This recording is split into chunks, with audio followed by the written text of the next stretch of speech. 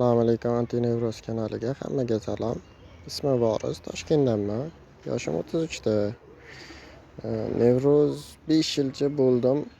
Bormagan joyim, ichmagan dorim, o'qitmagan domlam ham qolmadi, ochig'ini aytganda. Hamma tekshiruvlar yaxshi chiqardi. Qanaqadir ko'ngil g'ash, nimagadir ko'ngil to'lmagandek bo'lib qolaverardi. Shubhada yashaydi odam ko'proq. Mani aslan qiynaydigan narsalar ko'proq fikrli, mana shu jinni bo'lib qolish yokida o'lim hayollari, shunga o'xshagan narsalar ko'proq meni qiynaydi. Xo'sh, sizlarga aytadigan bo'lsam, o'lim hayolidan boshlayman. O'lim hayoli bo'lib yurgan paytlarimda men rostdan o'lib qolaman yokida meni hech narsa qutqarib qola olmaydi yokida qanaqa tushuntirib bersam bo'ladi. Hech kim qanaqadir ko'nglimga sig'may mana shunaqa yurardim. Hayolimda xuddi nima desam bo'ladi, hozir nimadandir arzimagan narsadan o'lib qolsam kerak degan tushuncha qanaqadir miyaga o'tirib qolgan edi. Xuddi bu narsadan qutulib bo'lmaydigandek.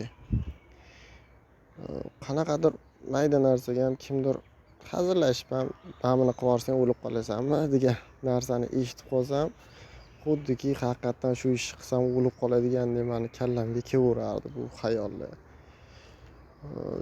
Keyin yomon tushlarim xuddi hayotimda takrorlanayotgandek, nima deb tushuntirsam bo'ladi, hayotimda qaytarlanadigandek menga tuyulaverardi qanaqadir.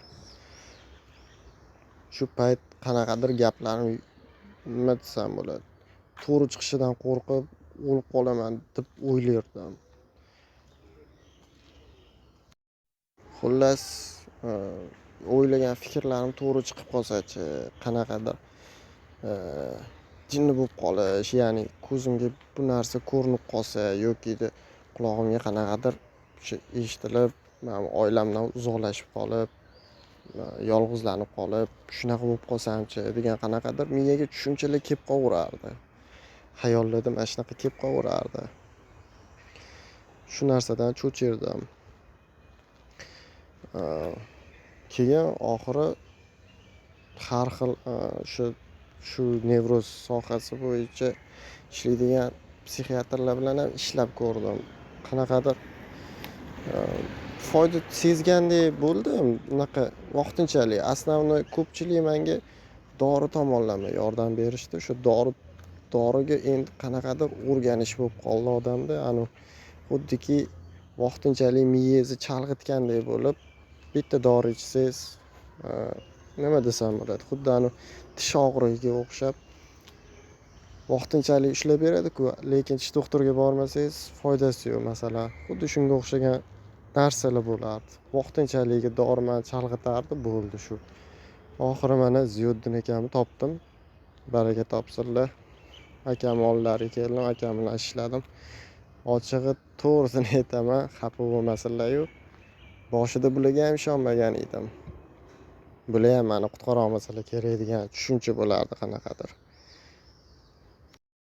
Ziyoddin akam bilan shu bilan ishni boshlaganimizda ahvolim qo'pol qilib aytganda juda og'ir edi. Ulardan bekitib o'sha dorilar ichishda davom etdim.